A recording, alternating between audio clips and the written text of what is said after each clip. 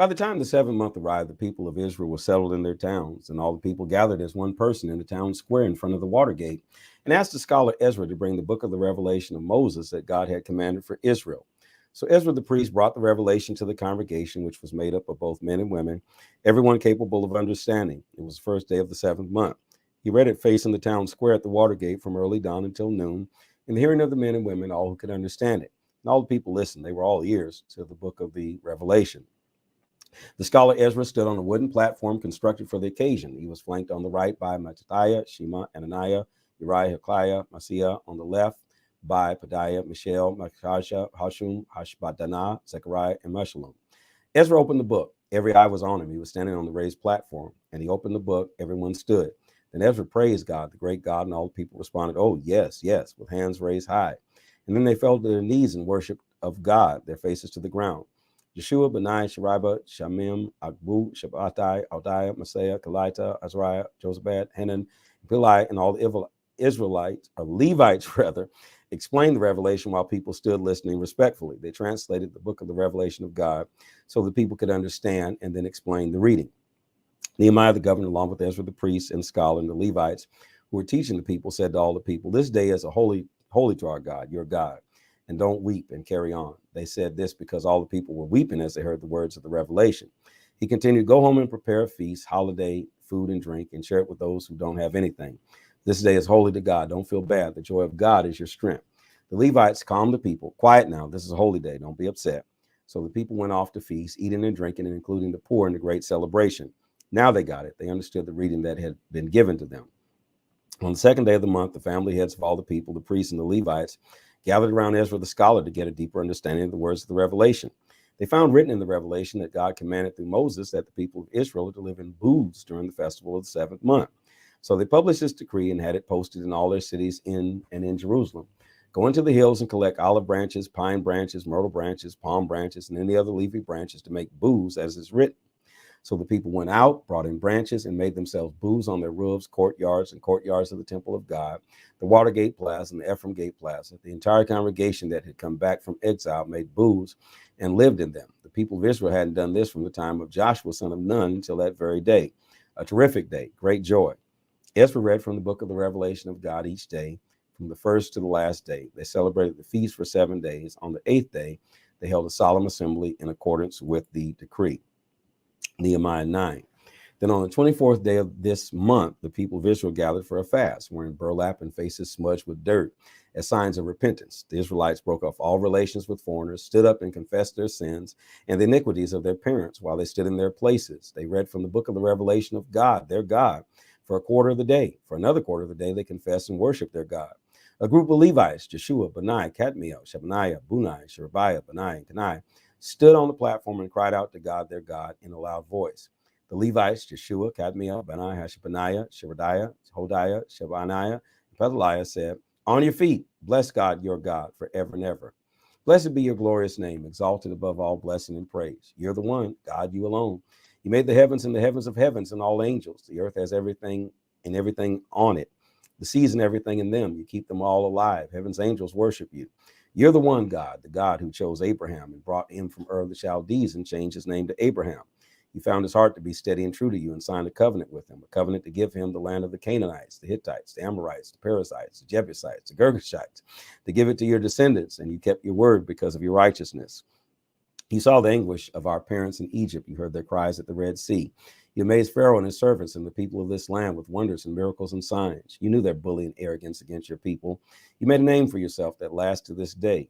You split the sea before them. They crossed through and never got their feet wet. You pitched their pursuers into the deep. They sank like a rock in the storm-tossed sea. By day you led them with a pillar of cloud, and by night with a pillar of fire, to show them the way they were to travel. You came down onto Mount Sinai. You spoke to them out of heaven. You gave them instructions on how to live well, true teaching, sound rules and commands. You introduced them to your holy Sabbaths. Through your servant Moses, you decreed commands, rules, and instruction. You gave them bread from heaven for their hunger. You sent them water from the rock for their thirst. You told them to enter and take the land, which you promised to give them. But our ancestors were arrogant, bullheaded. They wouldn't obey your commands. They turned a deaf ear. They refused to remember the miracles you had done for them. They turned stubborn, got it into their heads to return to their Egyptian slavery. And you, a forgiving God, gracious and compassionate, incredibly incredibly patient with tons of love. You didn't dump them. You even when they cast a sculpted calf and said, yes, even when they cast a sculpted calf and said, this is your God who brought you out from Egypt and continued from bad to worse, you and your amazing compassion rather, didn't walk off and lead them in the desert. The pillar of cloud didn't lead them daily. It continued to show them their route. The pillar of fire did the same by night, showed them the right way to go. You gave them your good spirit to teach them to live wisely. You were never miserly with your manna. Gave them plenty of water to drink. You supported them 40 years in that desert. They had everything they needed. Their clothes didn't wear out. Their feet never blistered. You gave them kingdoms and peoples, established generous boundaries. They took over the country of Sihon, king of Eshbon, the country of Og, king of Bashan. You multiplied children for them, rivaling the stars in the night skies, and brought them into the land that you promised their ancestors they would get and own.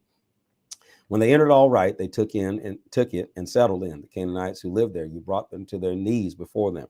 You turned over their land, kings and peoples, to do with as they please. They took strong cities and fertile fields. They took over well-furnished houses, cisterns, vineyards, olive groves, and lush and extensive orchards. For they ate, grew fat on the fat of the land. They reveled in your bountiful goodness. But then they mutinied, rebelled against you. But then they mutinied, rebelled against you, threw out your laws and killed your prophets. The very prophets who tried to get them back on your side. And then things went from bad to worse. You turned them over to their enemies. You made life rough for them. But when they called out for help in their troubles, you listened from heaven. And in keeping with your bottomless compassion, you gave them saviors who saved them from the cruel abuse of their enemies.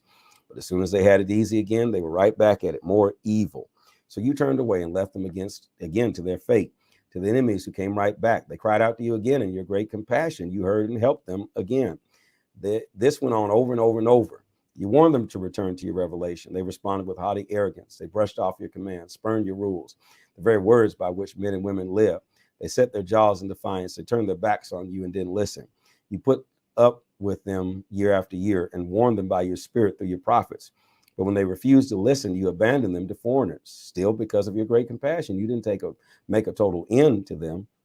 You didn't walk out and leave them for good. Yes, you are a God of great grace and compassion. And now our God, the great God majestic, terrible, loyal in covenant and love.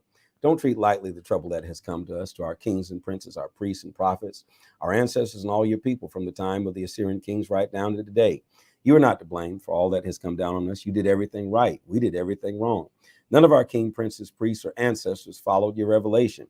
They ignored your commands, dismissed the warnings you gave them, even when they had their own kingdom and were enjoying generous goodness, living in that gracious, spacious, and fertile land that you spread out before them. They didn't serve you or turn their backs on the practice of evil.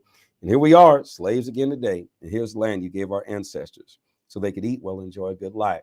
And now look at us, no better than slaves on this land. Its wonderful crops go to the kings you put over us because of our sins. They act like they own our bodies and do whatever they like with our cattle. We're in deep trouble.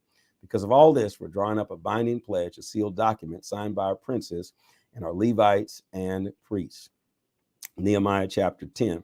The sealed document bore these signatures: Nehemiah, the governor, the son of Hakaliah, Zedekiah, Sariah, Azariah, Jeremiah, Pashur, Amariah, Malchijah, Hattush, Shebaniah, Maluk, Harum, Meremoth, Obadiah, Daniel, Ginnathan, Barak, Meshullam, Abijah, Magiam, Maziah, Bilgai, and Shemaiah. These were the priests, the Levites: Jeshua, son of Azaniah, Bunaiah, son of Henadad, Kadmiel, and their kinsmen: Shabaniah, Hodiah, Kalita, Peliah, Hanan, Micah, Rehob, Hashabiah, Zakur, Sherebiah, Shabaniah, Hodiah, Bani, and Beninu.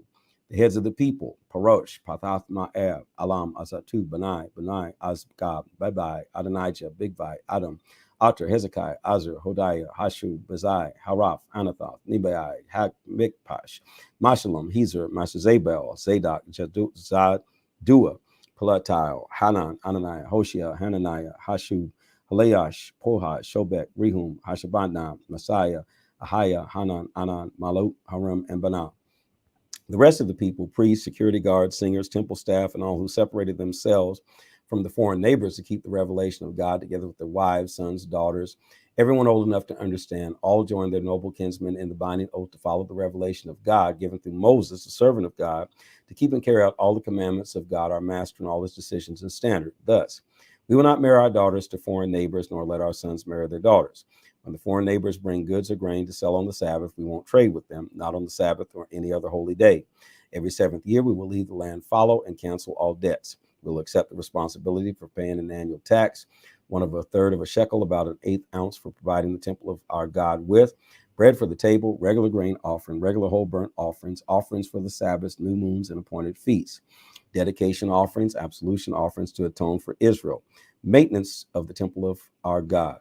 We, priests, Levites, and the people have cast lots to see when each of our families will bring wood for burning on the altar of our God, following the yearly schedule set down in the Revelation. We take responsibility for delivering annually to the temple of God the first fruits of our crops and our orchards, our firstborn sons and cattle, and the firstborn from our herds and flocks for the priests who serve in the temple of our God, just as it is set down in the Revelation. We will bring the best of our grain and our contributions of the fruit of every tree of wine and of oil to the priests in the storerooms of the temple of our God. We will bring the tithes from our fields to the Levites, since the Levites are appointed to collect the tithes in the towns where we work. We'll see to it that a priest descended from Aaron will supervise the Levites as they collect the tithes and make sure that they take 1/10 of the tithes to the treasury in the temple of our God. We'll see to it that the people of Israel and the Levites bring the grain, wine, and oil to the storage rooms where the vessels of the sanctuary are kept and where the priests who serve, the security guards, and the choir meet. We will not neglect the temple of our God. Nehemiah 11. The leaders of the people were already living in Jerusalem, so the rest of the people drew lots to get 1 out of 10 to move to Jerusalem, the holy city, while the other 9 remained in their towns. The people applauded those who voluntarily offered to live in Jerusalem. These are the leaders in the province who resided in Jerusalem. Some Israelites, priests, Levites, temple staff, and descendants of Solomon's slaves lived in the towns of Judah on their own property in various towns. Others from both Judah and Benjamin lived in Jerusalem. From the family of Judah, Attadiah, son of Uzziah, son of Zechariah, son of Amariah, son of Shephatiah, son of Maleel, from the family line of Perez, Messiah, son of Baruch, son of Kol-Hosea, the son of Haziah, the son of Adiah, the son of Joreb, son of Zechariah, the son of Shilonite. Descendants of Perez who lived in Jerusalem numbered 468 valiant men. From the family of Benjamin, Salu, son of Mushalem, the son of Joed, the son of Padiah, the son of Kaliah, the son of Messiah, the son of Ithiel, the son of Shia, and his brothers Gabai and Salah, 928 men. Joel, son of Zichri, was their chief, and Judah, the son of Hosanah, was second in command over the city. From the priests, Jedediah, son of Joreb, Zechon, Sariah, son of Hilkiah, the son of Mushalem, the son of Zadok, son of Miriot, son of Otub, supervised the temple of God, along with their associates, responsible for the work of the temple, 822 men.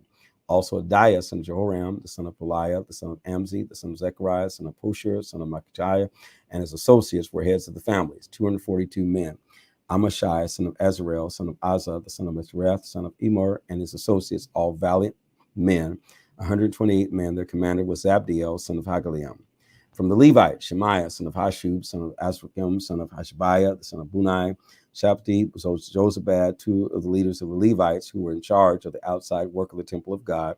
Mattaniah, son of Micaiah, son of Zabdi, son of Asaph, director, who led in thanksgiving and prayer. Bakbukiah, second among his associates, and Abda, son of Shemoah, son of Galeel, the son of Jestalon. The Levites in the holy city totaled 284. From the security guards, Akub, Talmon, and their associates who kept watch over the gates, 172 men. The rest of the Israelites, priests, and Levites were all in towns of Judah except on his own family property. The temple staff lived on the hill of Ophel. Ziha and Gishpa were responsible for them. The chief officer over the Levites in Jerusalem was Uzi, son of Bani, the son of Ashabiah, the son of Matthiah, the son of Micah. Uzi was one of Asaph's descendants, singers who led the worship in the temple of God. The singers got their orders from the king, who drew up their daily schedule. Pathaliah, son of Meshezabel, and the descendants of Zerah, son of Judah, represented the people's concerns at the royal court. Some of the Judeans lived in the villages near their farms: Kiriath Arba, Hebron, and suburbs; Dibon and suburbs; Jaspeel and suburbs; Jeshua, Moladah, Pelat, Hazel, Shuel, Beersheba and suburbs; Ziklag, Mokana and suburbs; in Rimmon, Zorah, Jarmuth, Zonah, Adullam and their towns, Lachish and its fields, Zikah and suburbs. They were living all the way from Beersheba to the valley of Hinnom. The Benjamites from Geba lived in Michmash, Ijah, Bethel and its suburbs, Anathoth, Nob, and Ananiah, Hazar, Ramah, and Gittim, Hadid, Zeboim, and Nebalat, Lod, and Ono in the valley of the craftsmen. And some of the Levitical groups of Judah were assigned to Benjamin. Nehemiah 12. These are the priests and Levites who came up with Zerubbabel, son of Shealtiel, with Yeshua, Zariah, Jeremiah, Ezra, Amariah, Maluk, Hatush, Shechaniah, Rahum, Meremoth, Edo, Genathon, Abijah, Mejiam, Modiah, Bilgah, Shemaiah, Jeriah, Jediah, Salu, Amak, Hilkiah, and Jediah. These were the leaders of the priests during the time of Jeshua, and the Levites, Jeshua, Benai, Kadmiel, Sherebiah, and Judah. Mattaniah with his brothers was in charge of the songs of praise, and their brothers Bakubiah and Uni stood opposite them in the services of worship. Jeshua fathered Jehoiakim. Jehoiakim fathered Elishab. Elishab fathered Jehoiada. Jehoiada fathered Jonathan. Jonathan fathered Jaddua. During the time of Joachim, these were the heads of the priestly families. Of the families of Sariah, Uriah. Of Jerebiah, Hananiah. Of Ezra, Meshullam. Of Amariah, Johanan. Of Malu, Jonathan. Of Shechaniah, Joseph. Of Hiram, Adnah. Of Merathoth, Halka. Of Edo, Zechariah. Of Ginnathon, Meshullam. Of Abijah, Zikri. Of Miniam and Modiah, Piltai. Of Bilgai, Shemua. Of Shemaiah, Jehonathan. Of Jorab, Mattaniah. Of Jedidiah, Uzziah. Of Salu, Kelai. Amok, Eber, Hilkiah, Hashabiah. Of Jediah, Nethniel. During the time of Elishab, Jehoiada, Johanan, and Judah, the Levites were registered as heads of the families. During the reign of Darius the Persian, the priests were registered. The Levites, who were heads of the families, were registered in the book of the Chronicles until the times of Johanan, son of Elishab. These were Hashabiah, Sherebiah, and Jeshua, son of Kadmiel. The brothers stood opposite them to give praise and thanksgiving, one side responding to the others, has been directed by David, the man of God. The security guards included Mattaniah, Bakubiah, Obadiah, Meshullam, Talmon, and Akub. They guarded the storerooms at the gates. They lived during the time of Joachim, son of Jeshua, son of Josazadak, the time of Nehemiah, the governor, and Ezra, the priest and scholar. Dedication of the wall. When it came time for the dedication of the wall, they tracked down and brought in the Levites from all their homes in Jerusalem to carry out the dedication with exuberance. Thanksgiving hymns, songs, cymbals, harps, and lutes. The singers assembled all around Jerusalem from the villages of Netophites and Beth Gilgal, from the farms at Geba and Asmaphah. The singers had built villages for themselves all around Jerusalem. The priests and Levites ceremonially purified themselves and did the same for the people, the gates, and the wall. I had the leaders of Judah come up on the wall, and I appointed 2 large choirs. One proceeded on the wall to the right toward the dung gate. Hashiah, the half leaders of the Jew, and half of the leaders of Judah followed them, including Azariah, Ezra, Meshullam, Judah, Benjamin, Shemaiah, and Jeremiah. Y'all love listening to these names in these books. My goodness alive. Some of the young priests had trumpets. Next, playing the musical instruments of David, the man of God, came Zechariah, the son of Jonathan, the son of Shemaiah, the son of Mattaniah, the son of Micaiah, the son of Zakur, the son of Asaph, and his brothers, Shemaiah, Azrael, Milel, Gilal, Maiah, Nathiel, Judah, and Hananiah. Ezra the scholar led them. I got to drink some 7-Up on this. People talk about us giving honor in church, but my goodness, they take this to a whole different level with all these names.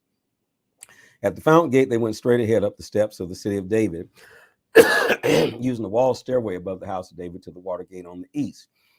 The other choir proceeded to the left. I and half of the people followed them on the wall from the Tower of the Furnaces to the broad wall over the Ephraim gate, the Sheshuna gate, the Fish gate, the Tower of Hananel, the Tower of 100, as far as the Sheep gate, stopping at the prison gate. Here we go with these names again.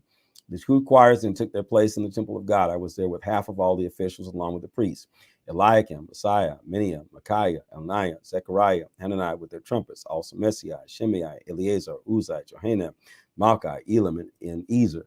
The singers, directed by Jezariah, made the rafters ring. Y'all keep repeating the same names over and over again. They can't talk about us giving honor because y'all do it like crazy. That day they offered great sacrifices and an exuberant celebration because God had filled them with great joy. The women and the children raised their happy voices with all the rest. Jerusalem's jubilation was heard far and wide. That same day, men were appointed to be responsible for the storerooms, for the offerings and the first fruits and the tithes. They saw to it that a portion directed by the revelation for the priests and Levites was brought in from the farms connected to the towns. Judah was so appreciative of the priests and Levites and their service. They, along with the singers and security guards, had done everything so well, conducted the worship of their God and the ritual of ceremonial cleansing in a way that would have made David and his son Solomon proud. That's the way it was done in the olden days, the days of David and Asaph, when they had choir directors for singing songs of praise and thanksgiving to God. During the time of Zerubbabel and Nehemiah, all Israel contributed to the day allowance for the singers and security guards. They also set aside what was dedicated to the Levites, and the Levites did the same for the Aaronites. Nehemiah 13. Also on that same day, there was reading from the book of Moses in the hearing of the people. It was found written there that no Ammonite or Moabite was permitted to enter the congregation of God because they hadn't welcomed the people of Israel with food and drink. They even hired Balaam to work against them by cursing them, but our God turned the curse into a blessing. When they heard the reading of the revelation, they excluded all foreigners from Israel. Sometime before this, Elisha the priest had been put in charge of the storerooms of the temple of God. He was close to Tobiah and had made available to him a large storeroom that had been used to store grain, offerings, incense, worship vessels, and the tithes of the grain and the oil for the Levites, singers, and security guards, and offerings for the priests. You dimwits, the man that tried to fight the building of the wall, you idiots are going to make a room for him in the temple to stay? When this was going on, I wasn't there in Jerusalem. In the 32nd year of Artaxerxes, king of Babylon, I traveled back to the king. But later I asked for his permission to leave again. I arrived in Jerusalem and learned of the wrong that Elisha had done and turning over to him a room in the courts of the temple of God. I was angry, really angry. Yeah, you had a right to be angry. And threw everything in the room out into the street, all of Tobiah's stuff. And I ordered that they ceremonially cleanse the room. Only then did I put back the worship vessels of the temple of God along with the grain offerings and the incense. And then I learned that the Levites hadn't been given their regular food allotment. So the Levites and singers who led the services of worship had all left and gone back to their forms. I called the officials on the carpet. Why has the temple of God been abandoned? I got everyone back again and put them back on their jobs so that all Judah was again bringing in the tithe, grain, wine, oil to the storerooms. I put Shelemiah, the priest, Zadok, the scribe, and the Levite named Pedaiah in charge of the storerooms. I made Hanan, the son of Sakur, son of Mattaniah, the right-hand man. These men had a reputation for honesty and hard work. They were responsible for the distribution of rations to their brothers. Remember me, oh my God, for this. Don't ever forget the devoted work I've done for the temple of God and its worship. During those days, while back in Judah, I also noticed that people treaded wine presses, brought in sack of grain, and loaded up their donkeys on the Sabbath. They brought wine, grapes, figs, and all kinds of stuff to sell on the Sabbath. So I spoke up and warned them about selling food on that day. Tyrians lived there, brought in fish and whatever else, selling it to the Judeans in Jerusalem, mind you, on the Sabbath. I confronted the leaders of Judah. What's going on here? This evil, profaning the Sabbath. Isn't this exactly what your ancestors did? And because of it, didn't God bring down on us in this city all this misery? And here you are adding to it, accumulating more wrath on Jerusalem by profaning the Sabbath. As the gates of Jerusalem were darkened by the shadows of the approaching Sabbath, I ordered the doors shut and not to be... He left them people out there in the dark. Shut. Oh, Lord. Shut the door and left them out there in the dark with the wild animals, the beasts, and the thieves and everything. As the gates of Jerusalem were darkened by the shadows of the approaching Sabbath, I ordered the doors shut and not to be opened until the Sabbath was over. I bet they learned their lesson then. I placed some of my servants at the gate to make sure that nothing be sold with getting on the Sabbath day. Traders and dealers in various goods camped outside the gates once or twice, but I took them to task. I said, you have no business camping out here by the wall. If I find you here again, I'll use force to drive you off. And that did it. They didn't come back on the Sabbath. Then I directed the Levites to ceremonially cleanse themselves and take over as guards at the gates to keep the sanctity of the Sabbath that day. Remember me for this, oh my God. Treat me with mercy according to your great and steadfast love. Also in the days I saw Jews who had married women from Ashdod, Ammon, and Moab. Half of the children couldn't even speak the language of Judah. All they knew was the language of Ashdod or some other tongue. So I took those men to task, gave them a piece of my mind, even slapped some of them, and jerked them by the hair. It's a good thing they didn't slap you back. I made them swear to God, don't you marry your daughters to their sons, and don't let their daughters marry your sons, and don't you yourselves marry them. Didn't Solomon, the king of Israel, sin because of women just like these? Even though there was no king quite like him, and God loved him, made him king over all Israel. Foreign women were his downfall. Do you call this obedience, engaging in this extensive evil, showing yourselves faithless to God by marrying foreign wives? One of the sons of Jehoiada, the son of Elisha, the high priest, was son-in-law of Sanballat, the Horonite. I drove him out of my presence. Remember them, oh my God, how they defiled the priesthood and the covenant of the priests and the Levites. All in all, I cleansed them from everything foreign. I organized the orders of service for the priests and the Levites so that each man knew his job. I arranged for a regular supply of altar wood at the appointed times and for the first fruits. Remember me, oh my God, for good.